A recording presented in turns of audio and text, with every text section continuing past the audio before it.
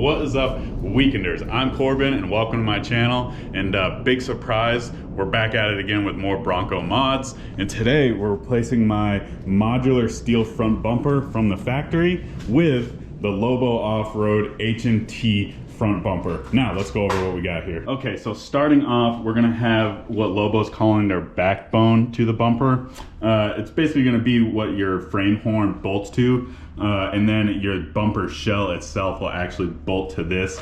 So this is made out of 3/16 laser cut steel that has been brake formed. It also includes a pretty heavy duty recovery point, which will stick out of the front. And then moving up, we have the actual bumper shell itself. This is made out of 3/8 steel, so a little bit thinner, but you're gonna save a decent amount of weight doing that. Now, unless you're like a super hardcore rock bouncer, I don't think that's gonna be a huge deal. I still think this bumper is gonna take a pretty good hit no matter what. You're gonna have your inserts, which are gonna fill in your bumper gaps. I think this is actually pretty cool. It uses nut plates, and what you're gonna be able to do with these is pretty much paint them whatever color you want it, if that's what you so choose to do. And also, this front section is removable so that you can run LED lights. So you can fit nice square LED lights or a little light bar, whatever you so choose, with their light bracket, which you can also purchase. And you're gonna also have your included hardware, which is gonna include the nuts and bolts to bolt this on, your sensor mounts. So if you have a Bronco that has front end sensors, you're going to be able to do that, and the zip ties for the wiring for that. So let's head over to the bumper and start this install.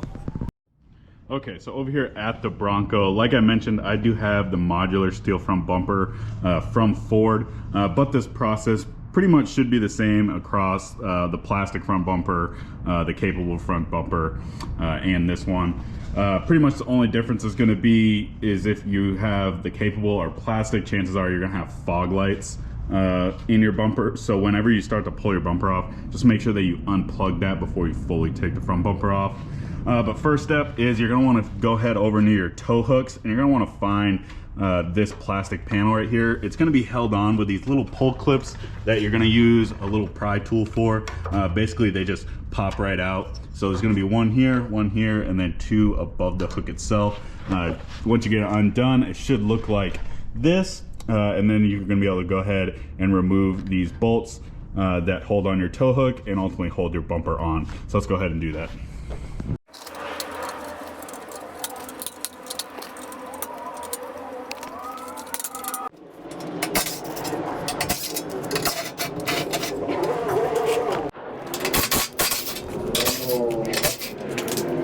And all right, once you get those bolts undone, I am going to suggest that you leave one bolt on either side, just barely hand tight in. This way you can go ahead and just undo those and pull it off at the same time. You don't want to take them all out at the same time because the bumper will just fall down.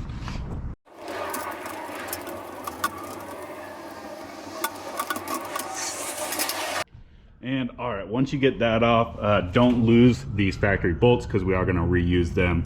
But before we go ahead and start putting on the LOBO off-road front bumper, I actually have a scale here, and we're going to compare the modular front bumper versus LOBO's front bumper and see if there's a weight difference. So I'm going to go ahead and do that, and I'll put the results up here because it's going to be a little difficult to weigh them and show you at the same time.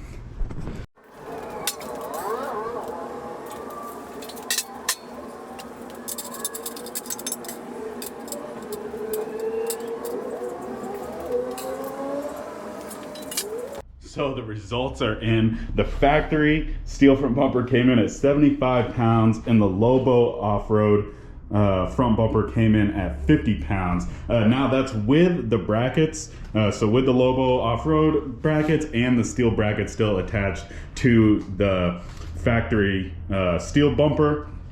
And I also added, I wasn't able to get these on the scale with it, so I just added another 2 pounds for these. These weigh almost nothing. Pretty impressive. I mean, that's 25 pounds off the very front of your Bronco. I mean, that translates to quite a bit of handling characteristics when you're talking about something that's in front of your wheels. Pretty impressive. So let's just go ahead and we're going to jump into installing the LOBO off-road front bumper. So before you start installing these backbones that Lobo is calling them, you're actually going to want to go ahead and prep it, and you're going to want to do so by installing these nut plates. So basically there's going to be one at the top and one over here on the end of these brackets for both sides, and you're probably gonna have to hammer these on. So you're just gonna put it on, just kind of tap them on with a hammer. When you put them on, make sure that the nut portion of them is actually facing in on the inside. This way it doesn't get in the way when you try to put on your front bumper. Also, not just these, if you have the Lobo off-road front skid plate, you're also going to want to put them in the two holes that are on the front of that. So you're going to want to go ahead and just undo the side bolts for that Lobo off-road aluminum front skid plate, just so you have a little bit of play when you go to install. But you're also going to want to install these the same way with the nut facing the back. This way we can install that front bumper. So I'm going to go ahead and tap these on.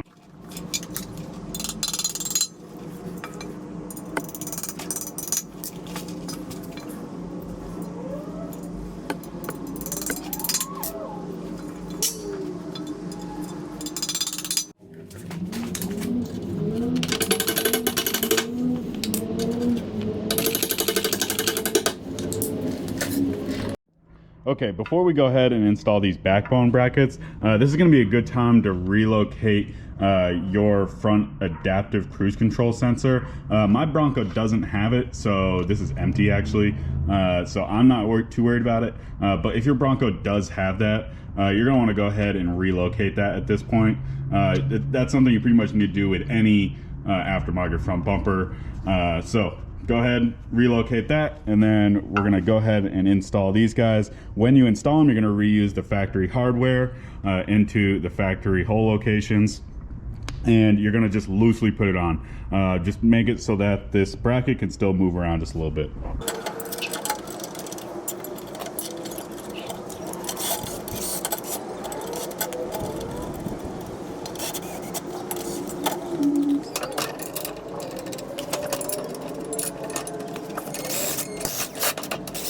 Okay, so the reasoning that you don't want to have these completely cinched down is you want them to have a little bit of play. This way when you put the bumper on, you can align the holes up perfectly on the bumper with this bracket, and you can also go ahead and center the bumper on the Bronco, and then you'll be able to actually tighten these bolts down through the holes that are in the bumper.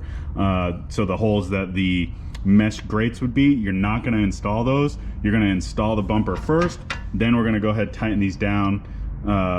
Once it's all installed, then we'll take the bumper back off, put all the mesh on, and then we'll be able to finalize the install. So let's go ahead and get to that step.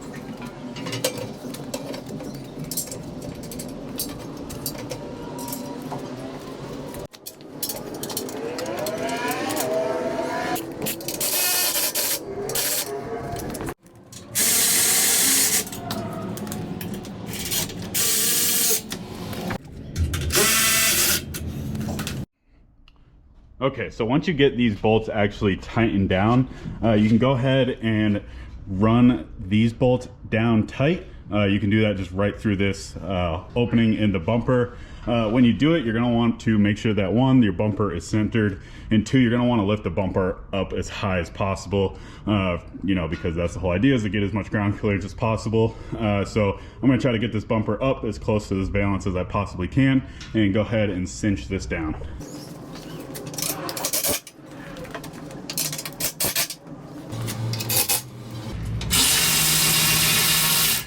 And okay, once you get these backbone brackets tightened down for good, this is going to be a good time to install your light mount bracket. If you're going to put auxiliary lights in the bumper, you're going to want to go ahead and slide this in between the two backbone brackets and bolt it in with the provided hardware.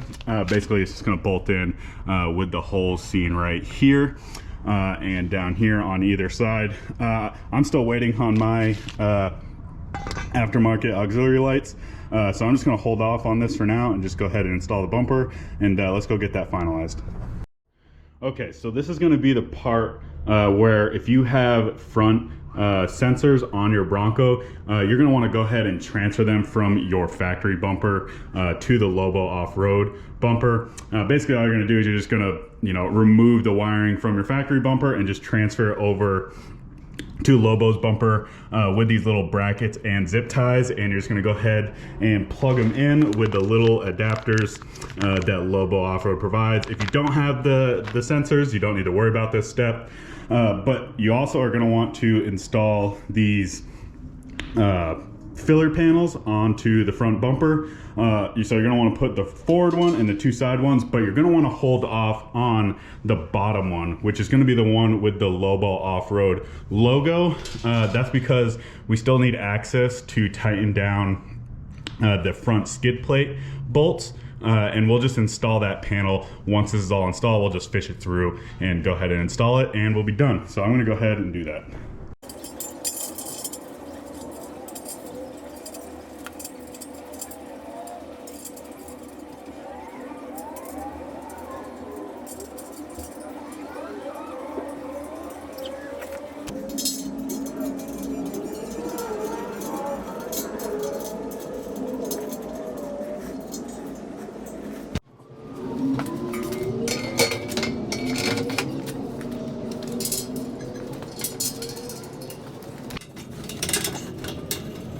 And okay, once you get your front bumper loosely back installed, this is where you're gonna go up underneath with that open panel that I mentioned earlier, and you're gonna go ahead and install these two bolts through the bumper and into your skid plate. So I'm gonna go ahead and get these guys going.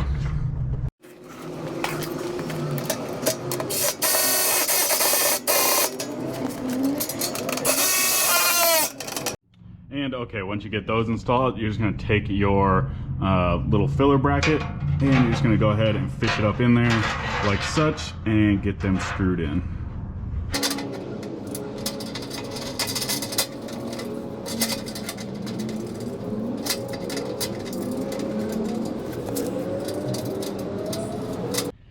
And then don't forget to tighten up these top bolts, the side bottom bolts, and your skid plate bolts. And then the install's pretty much done. And all right, guys, I just want to come out to a little bit more scenic of an area to show off this final product.